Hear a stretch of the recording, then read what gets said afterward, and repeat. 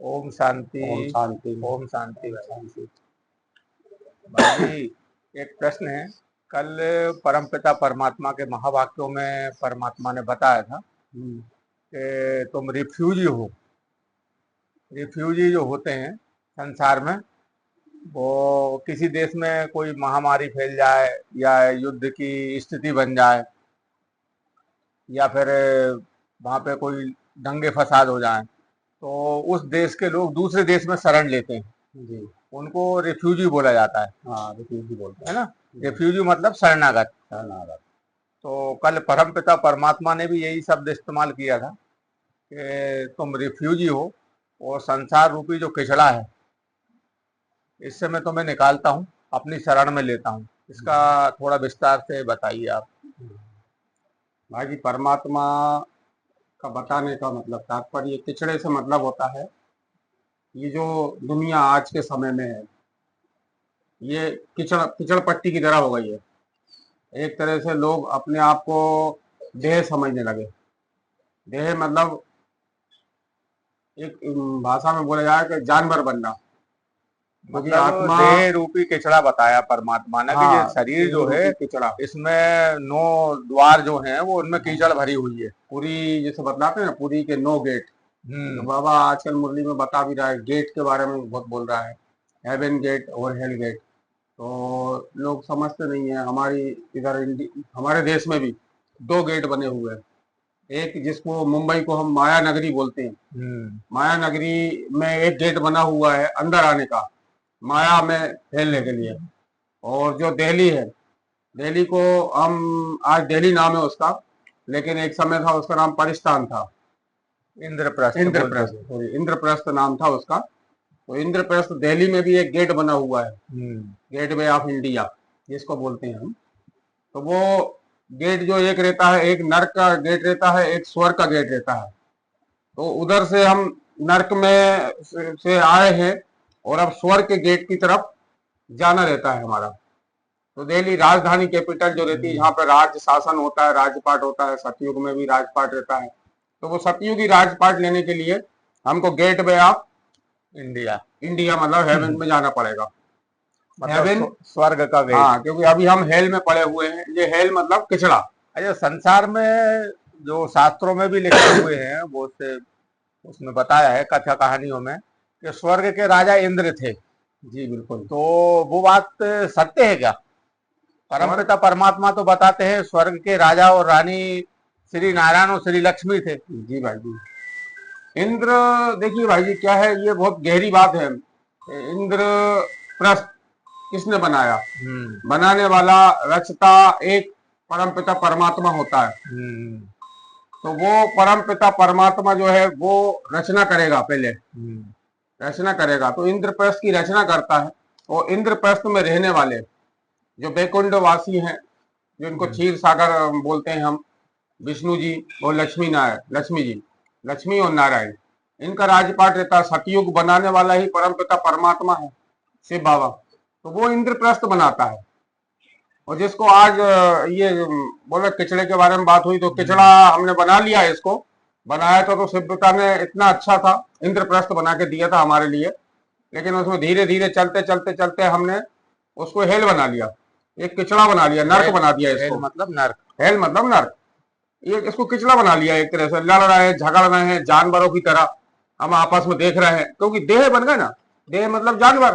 परमपिता परमात्मा ने आज के महावाक्यों में बताया भी है कि मनुष्य जो है वो जानवरों से भी बदतर हो चुका है। हाँ, जानवर मतलब देह समझने लगे हैं। तो देह एक जानवरों को जो जैसे देखते हैं ना, उसी प्रकार से एक दूसरे से लड़ रहे हैं, झगड़ रहे हैं, एक दूसरे के प्रति ईर्षा रख रहे हैं। कोई मेरे मोहल्ले में ना आ जाए, मेरे शरीर में इधर ना दिख जाए मेरे पास, उससे ईर्षा रख रहे हैं, जलन रख रहे हैं, लड़ने के लिए उतारू है। आपस में किसी की किसी से पट नहीं रही है। तो ये आज हमने वो किचड़ा बना लिया है इसको। और परम पिता परमात्मा इस किचड़े से, जो परम पिता परमात्मा की विशेष बच्चे होते हैं, जो उनको समर्पण हो जाते हैं, उन बच्चों को एडाप्ट करते हैं। कल मुरली में बताया कि मैं तुम्हें इस किचड़े से एडाप्ट करने आया हूं। तुम रिफ्यूजी हो, मैं तुम्हें रिफ्यूज करने आया हूं। परमात्मा रिफ्यूज करने का काम करता है हमें, मतलब शरण दे रहा है परमात्मा। हाँ, शरण दे रहा है। उसके देश जो बेहद का जो घर है हमारा, जहाँ जिसको ब्रह्म तत्व बोलते हैं हम, वहाँ परमपिता परमात्मा रहता है। और हम सबको इस देह से, देह का भान और देह के सब संबंधों से हमको न्यारा करता है और हमें एक आत्मा का सम्मान देता है कि तुम आत्मा हो। इसका अभ्यास कराते कराते हमें आत्मिक स्थिति में लेके आता है, क्योंकि देवी देवता आत्मिक स्थिति में रहते हैं। तो वो बनने से पहले वो गुण भी तो चाहिए। डायरेक्ट थोड़ी ना बन जाएंगे कि इधर से हम ऐसे हैं, हमारे संस्कार जो है वो ऐसे बने हुए हैं और उन संस्कारों के द्वारा हम एकदम से देवी देवता बन जाएंगे। नहीं, ऐसा हो ही नहीं सकता। जब तक हम अपने संस्कारों को चेंज ना करें, देवी गुणों को धारण ना करें। परमात्मा ने बोला ना, मैं पतित पावन शिव पिता परमात्मा है। वो हमें देवी गुण धारण करा करके हमारे संस्कार जो है देवी देवताओं के समान बनाते हैं। पहले संस्कार चेंज करते हैं और वो संस्कार जब चेंज हो जाते हैं फिर सतयुग की स्थापना होती है, ताकि सतयुग में ये बच्चे जो संस्कार चेंज कर रहे हैं, देवी गुण धारण कर रहे हैं, वो बच्चे देवी देवता के रूप में जन्म ले लें। परमपिता परमात्मा से बाबा अपने महावाक्यों में बताते हैं कि इस संसार का कुछ भी जो है, कलयुगी संसार में जो भी कुछ है वो सतयुग में नहीं होता है। वो सतयुग में नहीं होगा, क्योंकि ये सब दिख रहा है जो हमें, ये ईंटों पत्थरों के मकान हैं, महल हमने बनाए हुए हैं, ये महल वहां नहीं रहते। वहां पे तो सोने के महल रहते हैं, सोने और चांदियों के महल रहते हैं, हीरे मोती प्रकृति जवाहरात जड़े प्रधान होती है। प्रकृति सतो प्रधान रहेगी सतयुग में, ऐसी रहेगी जिसको बोलते हैं फूलों का बगीचा, गार्डन ऑफ फ्लावर है, ये बोलते हैं वो बगीचा, बागवान वो है परमपिता परमात्मा। तो वो कांटों का जंगल, ये अभी जो कलयुग है अंत का समय, इसको हम कांटों का जंगल बोलते हैं बाबा। इस कांटों के जंगल से हमको कांटों की दुनिया से निकाल करके फूलों के बगीचे में हमें स्थापन करता है, राजपाट देकर। बाबा एक शब्द और बोलते हैं, जलकुंभी पाक। जो जलकुंभी की जैसे तालाब में या किसी उसमें हो जाता है ना, जलकुंभी फैल जाती है तो उसमें पानी नहीं दिखाई देता है। बिल्कुल, तो अभी ये संसार जो है जलकुंभी की तरह हो चुका है। जलकुंभी की तरह रह गया है। और दूसरी चीज क्या है भाई जी, ये बाबा का मतलब भी ये है कि जो हमने खिचड़ा तो समझा इसको, और हम क्या है, जैसे दीपावली का त्योहार भी आता है तो हमने अपने जो घर हैं इन घरों को तो हम साफ सुथरा करते हैं, क्योंकि जाले भी लगाएंगे। जो जाले लग चुके हैं घरों में दीवालों पे, उन जालों को साफ भी करना है, और जो पुरानी दीवारें खराब हो गई हैं उनको रंग रोगन भी करना है, और नए मकान की तरह उसको बनाना है। पुराने मकान को नया मकान बनाते हैं और फिर हम दीपमाला उत्सव मनाते हैं। तो हम बाबा यही बताना चाहता है कि तुम आत्मा हो। आत्मा एक दीपक की तरह है, ज्योत की तरह है, कि तुम्हारी आत्मा की ज्योत जो बुझ गई है, अभी डिम हो गई है, मद्दी हो गई है, उसको उसमें घी डालने का काम, ज्ञान का घी, ज्ञान घी डालता है बाबा, घृत डाल करके, और वो ज्योत को जलाने का काम, कि तुम आत्मा हो। सत्य ज्ञान जो परमपिता परमात्मा देता है। तो ये जो घर है भाई जी, ये जो जाले मकड़े लगे हुए हैं, रंग पोतन लगा हुआ है, तो हम आत्मा का घर ये शरीर है रहने का। जैसे जगन्नाथपुरी बोलते हैं, तो जगन्नाथ वहां आत्मा है और उसके रहने का स्थान वो पुरी है।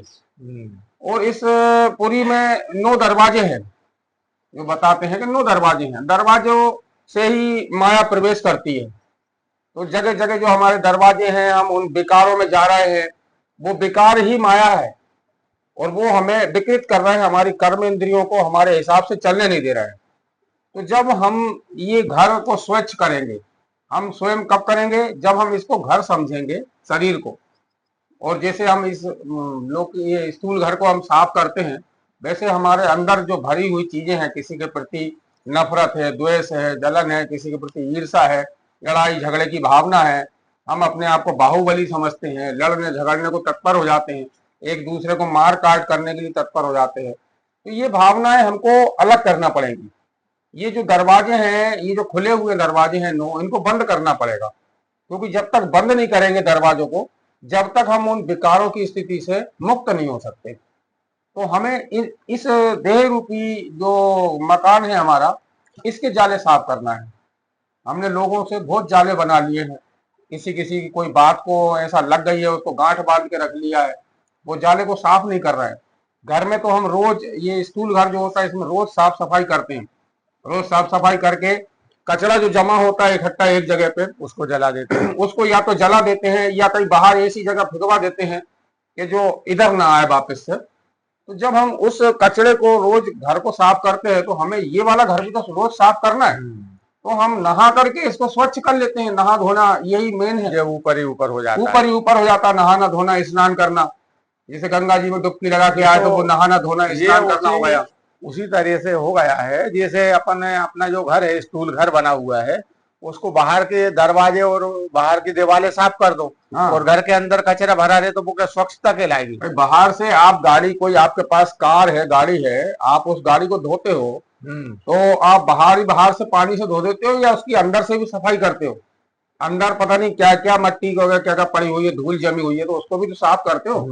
उसी प्रकार से ये शरीर रूपी जो हमारी गाड़ी है, बाहर से करते ही अंदर से भी जरूर, बाहर से भी। और अंदर, इसके अंदर कौन कौन सी बुराइयां इकट्ठी हो गई हैं हमारी इस बुद्धि में। वो गंगा में नहाने वाली बात नहीं है कि हमने नहा के आए, डुबकी लगा ली और बाहर आ गए। लेकिन हमारे जो मन के अंदर जो किसी के प्रति नफरत, द्वेष, ईर्ष्या भरी हुई है, उसको तो दूर करें हम। वो ज्ञान की गंगा में डुबकी लगाना है भाई जी। जब तक परमात्मा जो ज्ञान देता है उसको धारण करना है। भगवत गीता जिसको गाया हुआ है, श्रीमद् भगवत गीता। तो जब हम श्रीमद् श्रेष्ठ मत पे, जो शिव पिता ने दी हुई है मत, उस मत पे जब हम चलेंगे, उसको समझेंगे, उसके अनुसार अपने गुणों को धारण करेंगे और बनेंगे, परिवर्तन करेंगे, तब इस किचड़े को साफ कर पाएंगे हम। वो सच्चा हमारा मकान की साफ सफाई जो है ना, वो तब स्वच्छ कहलाएगी। तब ये सारी चीजें हम दूर कर दें, एक एक करके धीरे धीरे। ये नहीं कि इकट्ठी हो जाती है, क्योंकि बोला गया है कि ज्ञान की गंगा का वेग इतना तेज होता है कि अगर आपने उसको इकट्ठा एक साथ में ग्रहण कर लिया तो वो आपका इतना सा भी नहीं होगा, सब उड़ जाएगा इधर उधर। इसलिए बतलाया गया है, हाँ, इसीलिए बतलाया गया है कि शंकर की जटाओं में, जो तपस्वी रूप में मुद्रा में दिखाया गया है, जो ज्ञानी है, योगी है, वो ही इस ज्ञान को धारण कर सकता है। जिसकी बुद्धि स्वच्छ है, जो परम पिता परमात्मा को और अपने को आत्मा समझेगा, वो इस ज्ञान को धारण कर पाएगा, गीता के ज्ञान को। तो गीता के ज्ञान को अगर धारण कर लिया तो समझ लो वो देवी देवता बन जाता है। जैसे कृष्ण बनना है तो कृष्ण कैसे बने? कृष्ण ने गीता सुनी पूरी, तब जाके वो बने। वैसे भाई मनुष्य ही आज मनुष्य बना हुआ है, अच्छे गुणों को धारण करके देवता बन सकता है। भाई मनुष्य का तात्पर्य होता है, शाब्दिक अर्थ होता है मनुष्य का मन के बस में रहने वाला। मन के बस में रहने वाला। कि आज हम मन के बस में हैं और वो मन को, और अगर मन को बस में करने वाले से बोलते हैं मनमोहन। मनमोहन, मन को मोहित करने वाला मनमोहन होता है। तो मनमोहन बनना है हमें, ना कि मनुष्य बनना है। लोगों के सबके मनों को मोहित करने, ऐसे हमें हमारे बोलो हमारे। जब हम ज्ञान को धारण करते हैं तो बाबा ने बोला हुआ है कि जब ज्ञान आपके पास अच्छी रीति धारण करते हो, आप उसका मनन चिंतन करते हो, रोज रोज एक एक नई नई पॉइंट को लेते हो, और जब मनन चिंतन करोगे तो आपके चेहरे और चलन से भी वो चीज दिखाई देगी। जब गुणों की प्रवेशता आपके अंदर धीरे धीरे आएगी तो आपके चेहरे चलन से दिखाई देगी आपको। तो सबसे सुंदर कृष्ण को बोला गया है इसलिए, क्योंकि उनको भगवान और भगवती कहते हैं। भगवान मतलब कौन? कि भगवान वो परमात्मा ने ये बतलाया है कि जब कृष्ण जो है, कृष्ण इस धरा पे लोगों ने क्या देखा? सिर्फ कृष्ण को देखा कि कृष्ण कितना सुंदर है। कि परमात्मा जब वो शरीर में आएगा तो आने के बाद, क्योंकि वो तो आत्मा है, परमात्मा सिर्फ निराकार है, जब वो इस शरीर में आएगा तो आपको इतना सुंदर दिखाई देगा वो परमात्मा। जैसे कृष्ण सुंदर है, ऐसे ही परमात्मा उतना सुंदर दिखाई देगा आपको, कि इतना सुंदर है परमात्मा। इसलिए कृष्ण की महिमा और परम पिता परमात्मा की महिमा है अलग अलग। कहावत भी, वो गीत भी बना हुआ है पुराना, जिसकी रचना इतनी सुंदर, वो कितना सुंदर, वो कितना सुंदर होगा। तो परम पिता परमात्मा ने श्री कृष्ण की जो रचना की है, तो स्वयं परमात्मा कितना सुंदर होगा। इससे समझेंगे वो किसी स्त्री के लिए नहीं है, वो ये कृष्ण की रचना के लिए गीत है कि कृष्ण कितना सुंदर है, जिसको आज लोग चाहते हैं कि हम उसके घराने में रहें, उसके साथ रहें, उसके साथ खेले कूदें, अपने रास करें। तो इतने डांडिया रास वगैरह ये कार्यक्रम होते हैं, इसीलिए होते हैं भाई जी। तो परमपिता परमात्मा ने कल बहुत अच्छी बात बताई थी कि ये जो किचड़े में आप लोग पड़े हुए हो, मनुष्य जो संसार रूपी दलदल में कीचड़ है, उससे मैं रिफ्यूज करने आया हूँ तुम्हें। रिफ्यूज और करने आया। रिफ्यूज करने का मतलब ये है कि वो अपनी शरण में ले रहे हैं। उनकी शरण में जाएंगे तो जो कीचड़ पट्टी जितनी भी है सब साफ हो जाएगी, और हमारे अंदर जो देवी देवताओं वाले गुण हैं ओरिजिनल, वो हमारे अंदर धारण हो जाएंगे, और आसुरी जो अवगुण हैं वो निकलते चले जाएंगे। भाई एक संसार में भी देखा है कि घर का कचरा जब निकालते हैं और कहीं आजू बाजू में फेंक आते हैं तो वो हवा में उड़ करके फिर हमारी घर में आ जाता है। बिल्कुल। तो उसका जड़ से समूल नष्ट करने का उपाय यही है कि घर का कचरा निकालते तो हैं घर से बाहर, लेकिन उसको जला दो ताकि वो भस्म हो जाए।